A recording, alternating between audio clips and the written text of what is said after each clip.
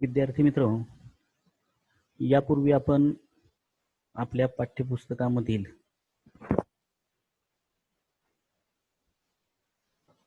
संस्कृत नाट्यस्तबक यामधील 2 पुष्प म्हणजे 2 परिच्छेद आपण पाहिलेले आहेत आणि त्यानंतर आपण लेखन कौशलम यामधील निबंध लेखन आणि चित्रवर्णन यामधील निबंध लेखनासाठी एक विषय आपण पाहिलेला होता आणि त्यावेळेला आपल्याला 3 निबंधांचं लेखन करून तुम्हाला ते जे निबंध लिहिले असतील ते पाठवा असं सांगितलं होतं. काही विद्यार्थ्यांनी पाठवलेलं आहे, परंतु काही विद्यार्थ्यांनी अजून पाठवलेलं नाही. तर त्या संदर्भात एक प्रथम सूचना देतो की निबंध लेखन करत असताना एकाखाली एक ओळ लिहायची.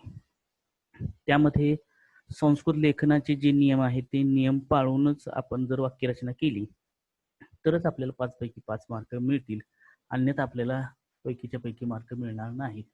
ज्या विद्यार्थ्यांनी अशा प्रकारे निबंध लिहून पाठवले होते त्या विद्यार्थ्यांना तशा प्रकारची सूचना दिली होती. ज्यांनी लिहिले नसतील त्यांच्यासाठी पुन्हा सूचना की निबंध लेखन करत असताना एकाखाली एक वाक्य लिहिणं अपेक्षित आहे. 3 किंवा 3हून जास्त शब्दांचा वापर करावा. व्याकरणदृष्ट्या आणि लेखन नियमानुसार हे लेखन करणं तुमच्याकडून अपेक्षित आहे. प्रथमतः आपल्याला तिमाही परीक्षेच्या दृष्टिकोनातून जो अभ्यासक्रम आहे त्या अभ्यासक्रमाविषयी तुम्हाला आता सांगतो. अभ्यासक्रम नेमका किती आहे हे आता जरी सांगितलं जाणार नाही तरी सुद्धा आपल्याला सर्वसाधारण कुठपर्यंत अभ्यास करायचा आहे. खरं तर जेवढा अभ्यास आपला झालेला आहे त्यावर प्रश्नपत्रिका आपल्याला येईलच, तरी देखील प्रश्नपत्रिकेचं स्वरूप काय असेल आणि हे स्वरूपानुसार कोणता भाग त्यामध्ये असेल कोणता भाग नसेल याविषयी माहिती आता थोडक्यातच सांगतो. आपल्याला आतापर्यंत प्रथम पाठ, द्वितीय पाठ, चतुर्थ पाठ, पंचम पाठ हे 5 पाठ जे आहेत ते 5 पाठ आपले प्रथम विभागामध्ये जे गद्य विभाग आपल्याला विचारले जाणार अ आणि आ यामध्ये हे 5 पाठांपैकी परिच्छेद येईल. त्याचबरोबर संस्कृत नाट्यस्तबक यामधील 2 पुष्पांपैकी एका पुष्पातील म्हणजे 2 जे नाट्य उतारे दिले त्या 2 नाट्य उतार्यांपैकी एक नाट्य उतार आपल्याला या तिमाही परीक्षेसाठी विचारला जाणार आहे. आणि त्याचबरोबर 8वा जो पाठ आहे वाचन प्रशंसा हा सुद्धा सरळ लेखनार्थम आहे आणि तो पद्य उतार आहे.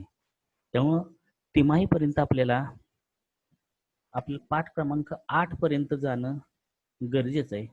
त्यामुळे आज आपण आपल्या पाठ्यपुस्तकामधील पृष्ठ क्रमांक 48 वरील जो सरलार्थ लेखनार्थम जो वाचन प्रशंसा हा पद्य उतार आहे त्या पद्य उतार्यातील काही श्लोक आपण आज पाहणार आहोत.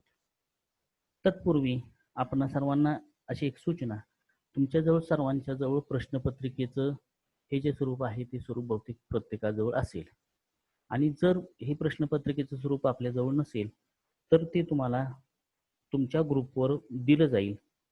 आता हे कशासाठी दिलं जाईल तर तुम्ही हे तिमाहीची एक प्रश्नपत्रिका तुम्ही तयार करायची. तयार करत असताना कोणकोणत्या दक्षता घ्यायच्यात हे तुम्हाला पहिल्यांदा सांगतो. चित्रम दृष्ट्वा नामानी लिखत यामध्ये जेवढी चित्र आहेत तेवढ्या चित्रांपैकी तुम्ही वेगवेगळ्या विभागामधील 5 चित्र इथं द्यायची. त्याचबरोबर संख्या अक्षरही अंकही लिखत यामध्ये 3 जे आहेत ते अंक द्यायचे आणि 2 आहेत ते अक्षरामध्ये द्यायचे. समयस्तंभ मेलनम कुरुत आपल्याला पाठ्यपुस्तकाच्या शेवटी प्रश्नपत्रिकेचं स्वरूप आणि त्याचा एक नमुना दिलाय. त्यामध्ये एका स्तंभामध्ये तुम्ही काय करायचंय की त्यामध्ये किती वाजलेले आहेत 7:15 आणि दुसऱ्या रकान्यामध्ये सपाद सप्तवादनम असं विखरून लिहायचंय. तर अशा प्रकारचा पहिला विभाग जो आहे तो पहिला विभाग पूर्ण करायचा आहे. दुसऱ्या विभागामध्ये 5 गद्य उतार्यांपैकी एक गद्य उतारा पहिल्यासाठी निवडायचा. दुसरा जो आहे तो गद्य उतारा त्या 5 पैकी एक निवडायचा आहे. निवडत असताना मात्र 80 ते 100 शब्द लिहिणं अपेक्षित आहे. आता हे तुम्ही जे लिखाण करणार आहात त्यावेळेला इथं गद्यांशाची सुरुवात आणि शेवट लिहायचं नाही तर सर्व लिहायचं आहे.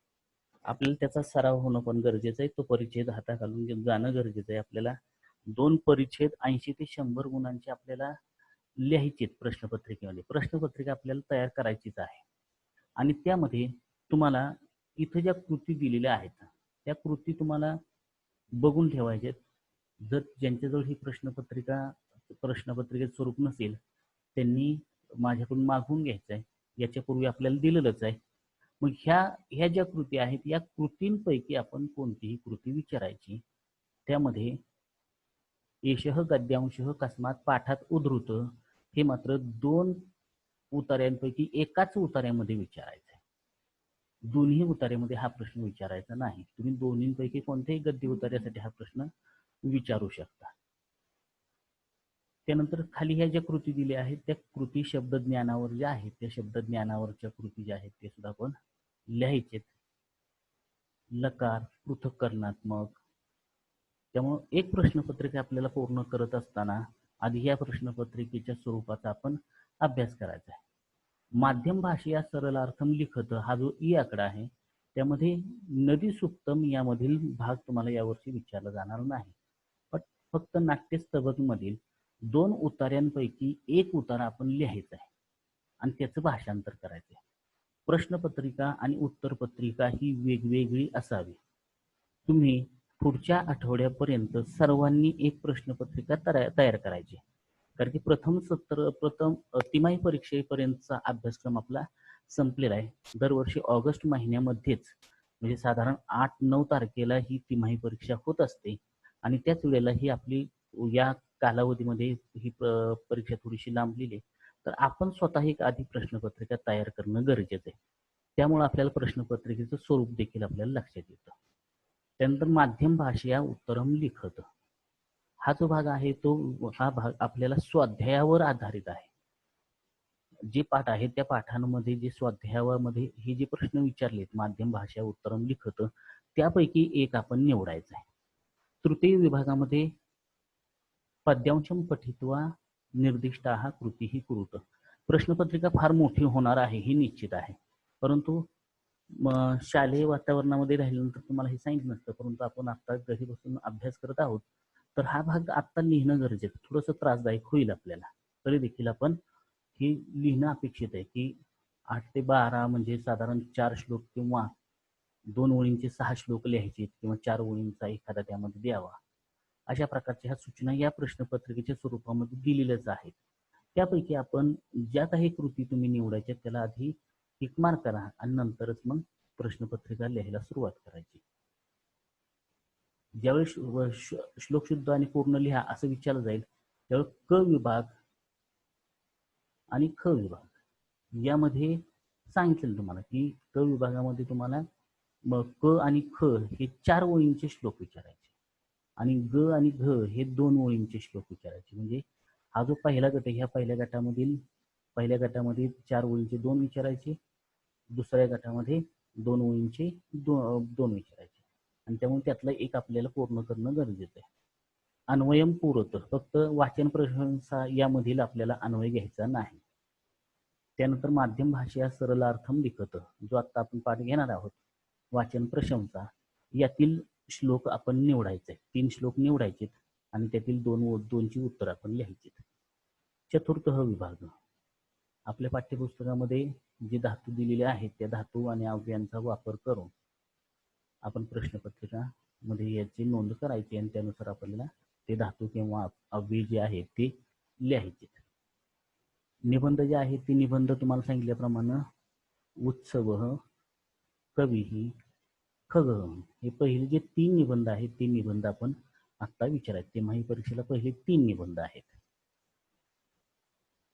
चित्रवर्णन पाठ्यपुस्तकामध्ये दिलेली जी चित्र आहे ती चित्र आपण द्यायचं आहे.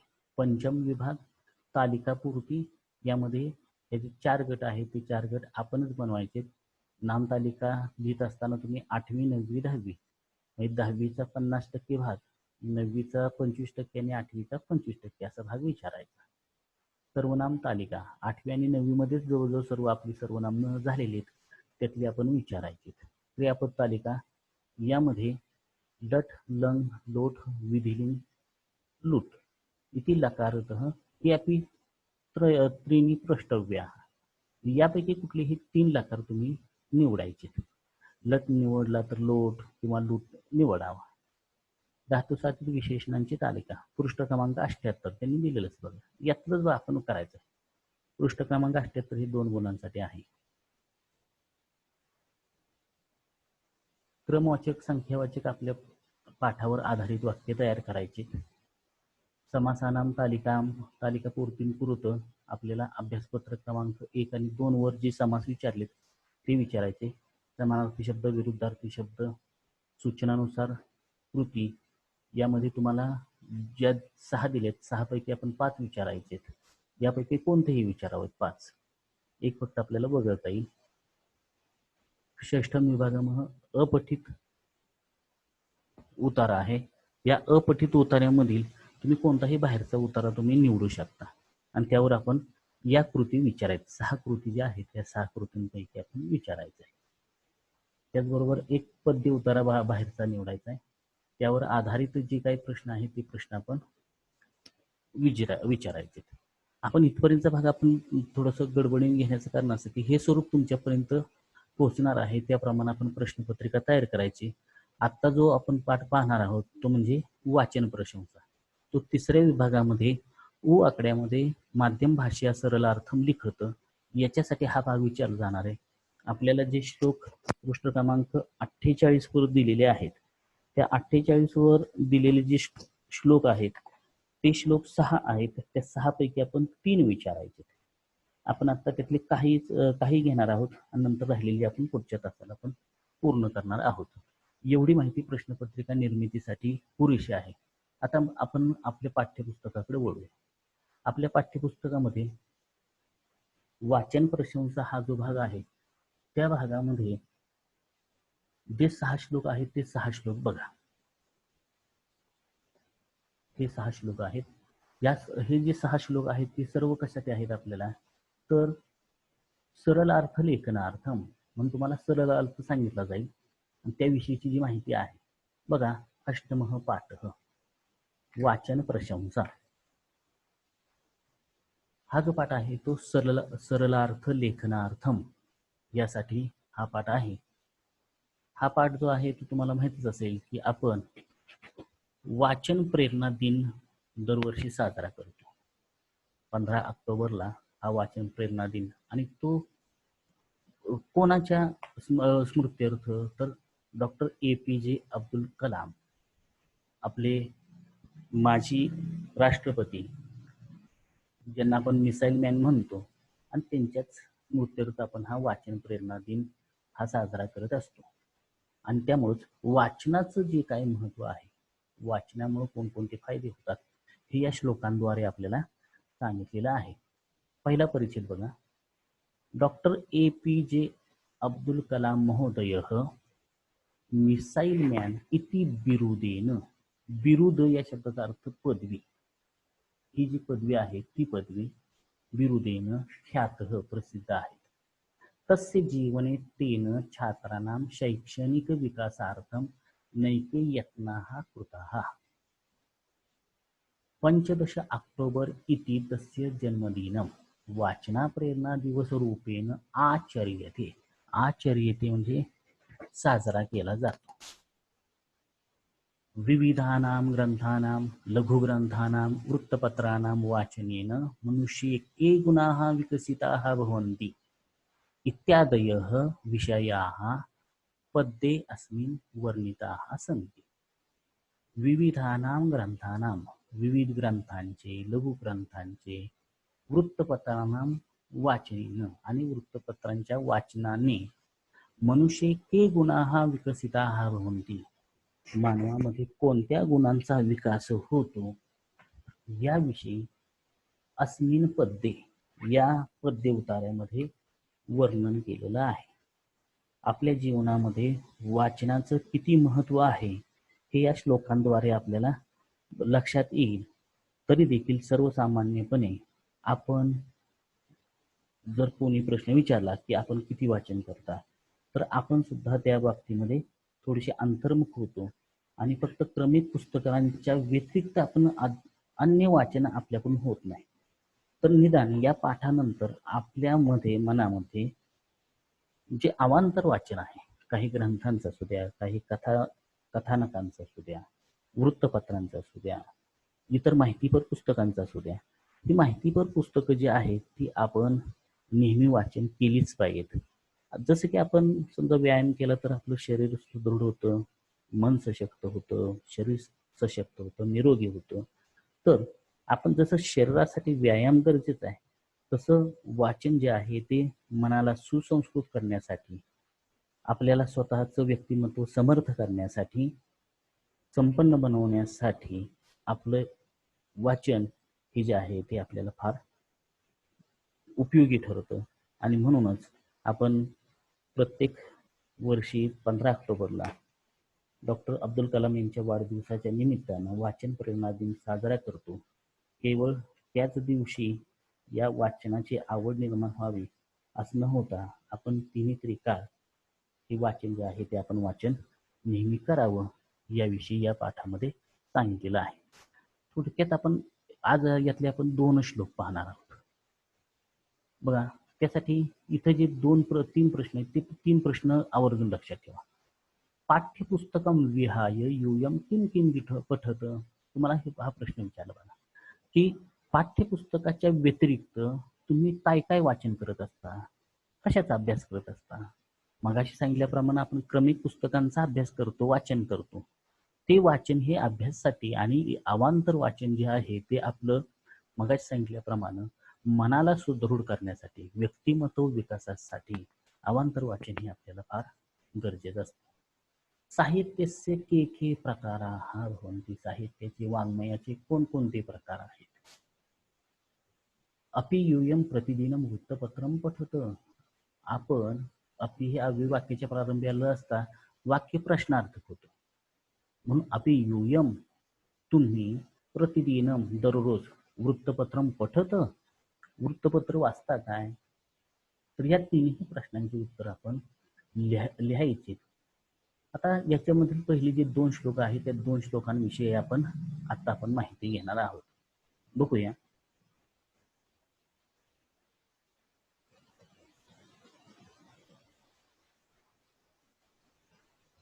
शीलं सद्गुण संपत्ती ही ज्ञानम विज्ञानमेव च उत्साहो वर्धते येन वाचनम तद्हितावहम.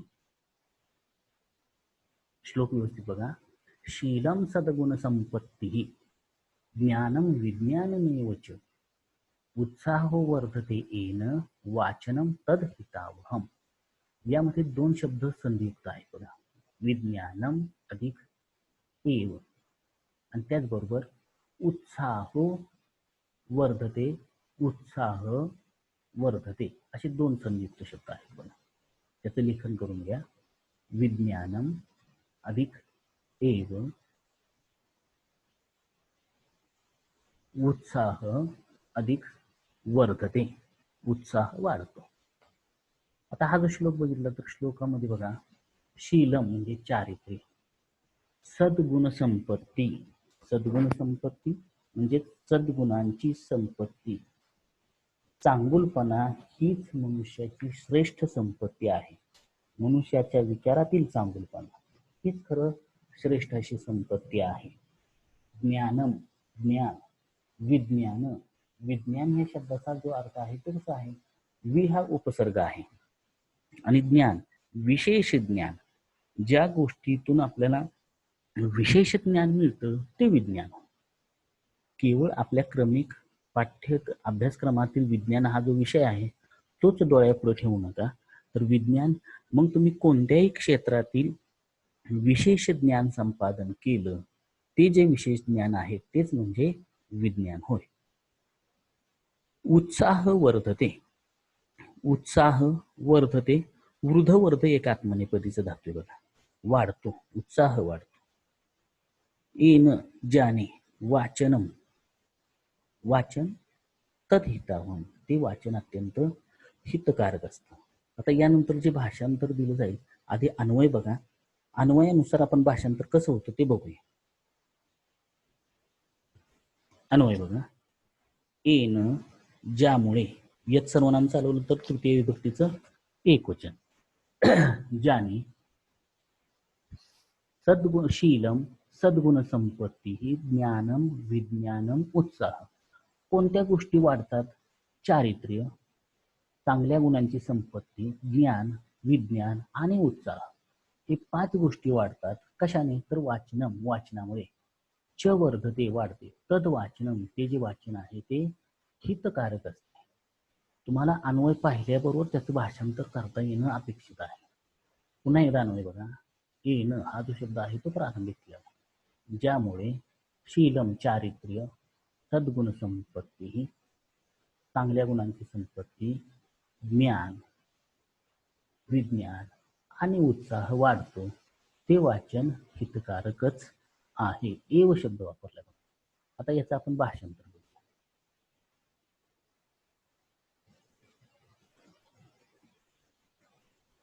हे भाषांतर करत असताना योग्य त्या शब्दांचा वापर करायचा आणि जे इतर शब्द आहेत ते मात्र आपण कंसामध्ये वापरायचे. जसे की यांचे संवर्धन होते. बघा, हे वाचन हितावह आहे, ज्यामुळे मनुष्याचे चारित्र्य, सद्गुणरूपी संपत्ती, ज्ञान, विशेष आकलन, विज्ञान, विशेष आकलन, विशेष ज्ञान व उत्साह यांचे संवर्धन होते, हे वाढते. पुन्हा एकदा भाषांतर बघा. हे वाचन हितावह आहे, ज्यामुळे मनुष्याचे चारित्र्य, सद्गुण संपत्ती, ज्ञान, विशेष आकलन व उत्साह यांचे संवर्धन होते. आता आणखी एक वेगळ्या पद्धतीने भाषांतर होऊ शकेल. बघा, येन, ज्यामुळे. आता भाषांतर करत असताना काय करायचं? येन वाचनेन, ज्या वाचनामुळे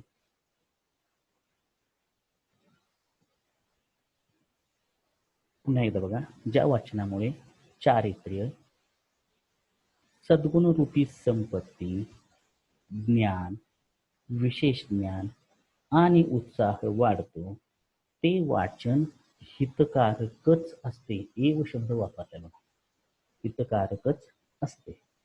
भाषांतर पुन्हा एकदा बघा. येन वाचनेन, बघा इथं वाचनेन हा शब्द आवर्जून घ्यायचा. ज्या वाचनामुळे चारित्र्य, सद्गुणरूपी संपत्ती, ज्ञान, विज्ञान आणि उत्साह वाढतो, ते वाचन हितकारकच असते. बघा, चारित्र्य, ज्ञान, विशेष आकलन, चांगल्या गुणांची संपत्ती, ही जी संपत्ती आहे ती, आणि उत्साह देखील वाढतो.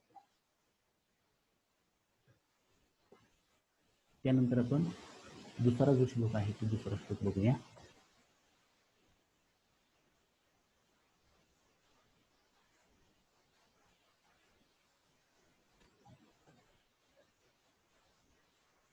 दुसरा श्लोक बघा. मनुजा वाचनेन एव बोधन्ते विषयान वह बहु, दक्षा भवन्ति कार्येषु वाचनेन बहुश्रुताः.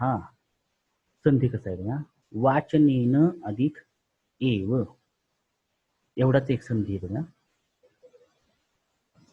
वाचनेन अधिक एव, यामधील जी क्रियापद आहे ती बघा, बोधन्ते. बोधन्ते मध्ये बुध, बोध हा पहिल्या गणाचा धातू आहे. ती लट लकाराचं प्रथम पुरुषाचं बहुवचन आहे. त्यानंतर बहुश्रुत. बहुश्रुत म्हणजे विद्वान, बहु म्हणजे खूप, आणि श्रुत म्हणजे, खर तर श्रुत या शब्दाचा अर्थ ऐकलेले, पुष्कळ ज्ञान ऐकलेले, पुष्कळ गोष्टी ऐकलेल्या असा. त्यानंतर दक्ष. दक्ष म्हणजे सावध, प्रत्येक गोष्टीमध्ये सावध, कोणत्याही प्रसंगामध्ये सावध असणारा. आणि जो सावध असतो तोच खरं अत्यंत कुशल असतो, कार्यक्षम असतो, अत्यंत तरबेज असतो.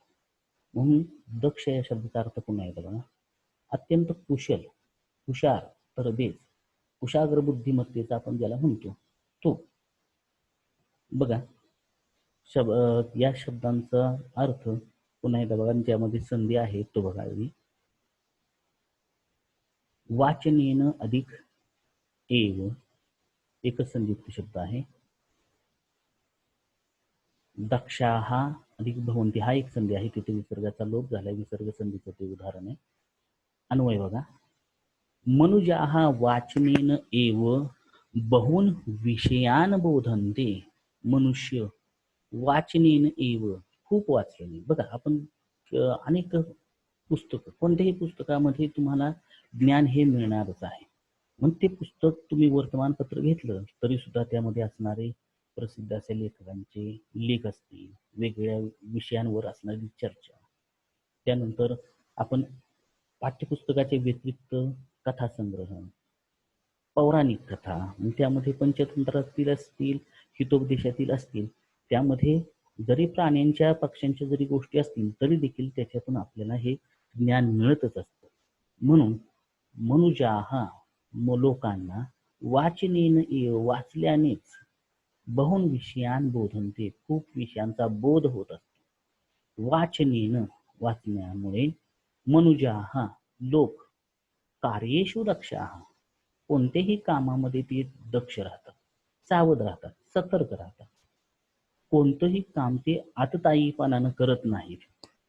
त्या कामामध्ये चांगला म्हणा, वाईटपणा ह्या गोष्टींचा आधार घेऊनच तो मनुष्य पुढे कार्यान्वित होतो.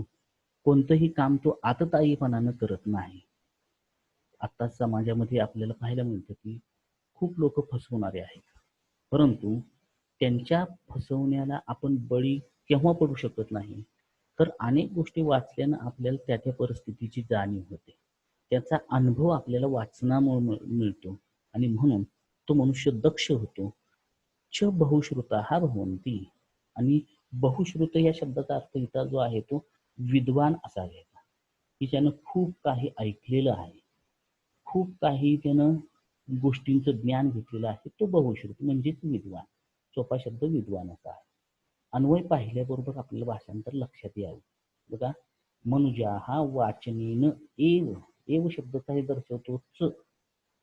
मनुष्य वाचण्यानेच बहुन विषयान बोधनते, मनुष्याला वाचल्यानेच खूप विषयांचा बोध होतो, ज्ञान होतो. वाचल्यानेच मनुष्य प्रत्येक कार्यामध्ये, कार्येषु दक्षाः च बहुश्रुताः भवन्ति, सावध किंवा तरबेज, कुशाग्र किंवा विद्वान होत असतो. आता याचं आपण भाषांतर बघू. आपण आज ही 2 श्लोक पाहणार आहोत. आपल्याला प्राधान्यक्रमानं आज प्रश्नपत्रिकेचं स्वरूप आणि त्या प्रश्नपत्रिकेच्या स्वरूपानुसार आपल्याला प्रश्नपत्रिका जी तयार करायची त्याविषयी आपल्याला सांगितलेलं आहे. बघा, केवळ वाचन केल्यानेच लोकांना अनेक विषयांचे आकलन होते. लोक वाचनामुळे त्यांच्या कार्यामध्ये दक्ष व सुविद्य होतात. सुविद्य म्हणजेच विद्वान होतात. आता भाषांतर करत असताना आपण आहे तसं भाषांतर करावं अशी अपेक्षा नाही. तर तुम्ही काय करायचं त्यावेळेला, की आपल्याला योग्य त्या शब्दांचा वापर करून त्या अर्थापर्यंत आपण पोहोचायचंय. बघूया आपण याचं भाषांतर आपण कसं करता येईल. वाचनानेच माणसे पुष्कळ विषयांचे ज्ञान घेतात. ते लोक विद्वान बनतात. वाचनामुळेच ते आपापल्या कामांमध्ये तरबेज होतात. अशा प्रकारे आपण आज वाचन प्रशंसा हा जो सरलार्थ लेखनार्थम जो पद्य उतार्यातील पहिले जे 2 श्लोक आहेत ते 2 श्लोक आपण पाहिलेत. उर्वरित जे 6 श्लोक आहेत ते आपण नंतरच्या तासाला पाहणार आहोत. आजची महत्वाची सूचना अशी की आपण प्रश्नपत्रिकेचं स्वरूप पाहून आपल्याला प्रश्नपत्रिका तयार करता येते का हे पाहायचंय. प्रश्नपत्रिका जर आपण तयार केली तर त्यामुळं आपल्याला कोणतीही प्रश्नपत्रिका परीक्षेमध्ये अडचणीत जाणार नाही. गतवर्षी देखील आपण प्रश्नपत्रिका तयार केलेल्या होत्या, त्याचे फायदे आपल्याला भरपूर आहेत. थोडासा त्रास होईल, आपल्याला 2 किंवा 3 दिवस त्याच्यासाठी लागतील, परंतु प्रत्येकानं प्रयत्न करायचे आहेत. फक्त यातले राहिलेले जे 4 श्लोक आहेत हे 4 श्लोक तुम्ही आता प्रश्नपत्रिकेमध्ये लिहा. त्यातले कोणते तुम्हाला अपेक्षित 3 श्लोक आहेत ते, आणि ज्यावेळी ते पूर्ण होतील त्याच वेळेला उत्तरपत्रिका तुम्ही पूर्ण करायची. सर्वांची प्रश्नपत्रिका पूर्ण झाल्याशिवाय उत्तरपत्रिका लिहायला सुरुवात करू नका. त्यामध्ये काही शंका आली तर आवर्जून विचारा. धन्यवाद.